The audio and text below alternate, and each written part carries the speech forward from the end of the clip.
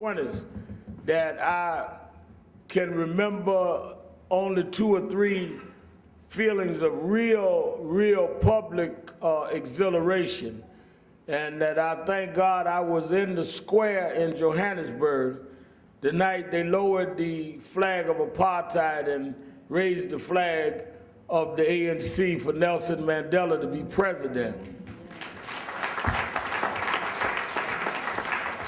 And I was standing there and watched Barack Obama put his hand on Lincoln's Bible and become the 44th president of the United States. But in all that exhilaration, we must remember that it came through struggle. The worst of times is that with all of that achievement at the top, there is still much and increased suffering at the bottom. Just today, the unemployment statistics were released nationally. They were able to produce 120,000 new jobs last month, but unemployment still at 9.1%, black unemployment 17%, and that's only the people they're counting that are still looking for jobs. Unemployment numbers are not the numbers of people unemployed, that's the numbers of folks searching. So we have record unemployment. The poverty level in the African American community is as high as it's been in decades. So we are making great achievements in some areas and going backwards in other areas. Why? Because many of us have forgot how we got where we are. Those, Brother Grady, that are opposed to us understood how to counter us, because you attack a tree at its root. And if the root of our progress is struggle, then if they can seduce us to stop struggling, they won't have to worry about the flowers blooming on the branch because they've killed the root, and the tree must die because the root is dead. So somewhere along the way, we became impressed with our titles, impressed with our positions, impressed with our profile, and forgot that that was a result of struggle. And it was a means to an end, not the end. When Bick started, having people in office was a means to help our people. Those that came in the generations behind feel the end is their achieving the position. People didn't fight to get you a title. That's right. People didn't die to elect you to a position. People didn't go to jail so you'd have something on your business card. Right. People suffered feeling if they put you in position, you would do something about the suffering.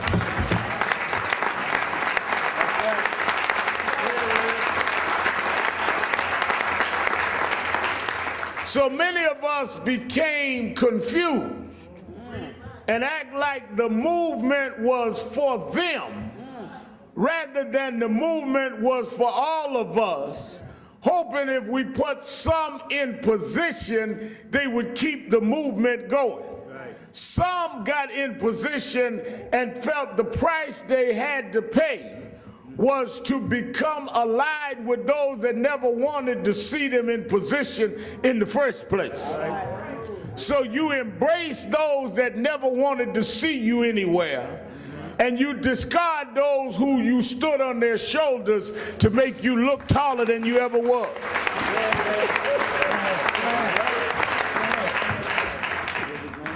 So we get all of these electeds and all of these corporate executives and all of these wealthy entertainers and wealthy athletes, and none of it involved and engaged in our community. And if you get some that say we need to deal with the issues on the ground, we act like there's something wrong with them. And they talk about, well, that's old school. What is the new school? And what is being taught in the new school? And where is the new school convened, and who's graduating and achieving what? Because the new school hasn't worked if we got higher poverty now than we had in the old school. Who cares if you're the chairman of something if you have no function? Who cares if you're the vice president of a corporation and you have no power? I'm tired of going to these black corporate meetings and introduce me to the vice president in charge of irrelevance.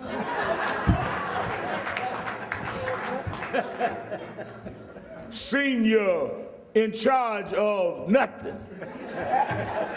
Can you get some jobs? No. Can you authorize a budget? No. Can you change policy? No. Well, then what do I want your card for?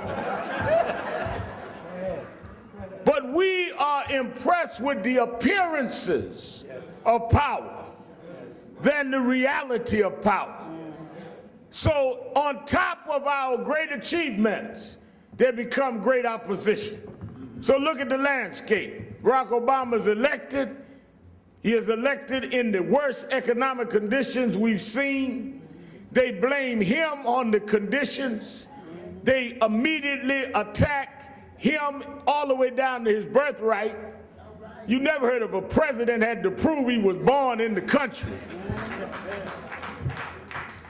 And then they go after labor, because labor was always a basis of organizing, and they elect folk that seem to be populists who are really playing the same coded game that we've always seen. Look at New Jersey. New Jersey was the beacon of light from Ken Gibson on going. Now in New Jersey, we have a governor who's leading the fight to turn back the clock on collective bargaining, on education, and on empowerment. And his claim to fame is that he can bully people and stand up to people who've been stripped of power. And they act like there's something impressive about screaming at people who are only asking for their jobs and their benefits. I mean, the whole last 3 weeks of this whole let's run Christie for president, and never even came and asked blacks in New Jersey about how Christie behaves at home. It would seem to me, if we're going to talk about him getting a promotion, let's talk to the folk he worked with right now. All right. And then after running all over the country, he decides he's not ready. Well, some of us didn't think he was ready to be governor.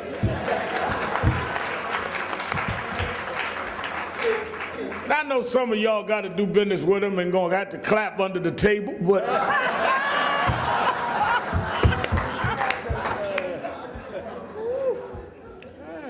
and some of y'all tweeting him now, telling him I'm here on his case. But the fact of the matter is, it's not about Christie, the personality. It's about the policy of those that would veto a millionaire's tax and then cut the budget on education and cut the budget on the things that our community needs. Now, there are those that say, Sister Taylor, well, you don't understand, Reverend, we have a new strategy. We deal with it differently. Well, what is it? I've been hearing all this new strategy talk. I want to know what it is. It hasn't provided education, hasn't provided the funds we need for our seniors, hasn't provided the answer to our rising crime problem, hasn't provided how we deal with gang violence, hasn't provided how we deal with affordable housing. So why do you have a strategy that only you know that's producing nothing? If you scared, say you scared. Don't act like you got a new strategy. Don't act like you figured out something that we can't figure out. If you scared, say you scared and sit down and shut up and let somebody that's not scared say what gotta be said.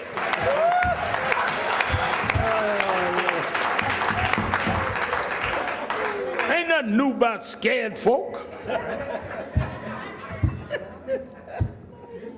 Reverend, we're a little more polished. No, you scared.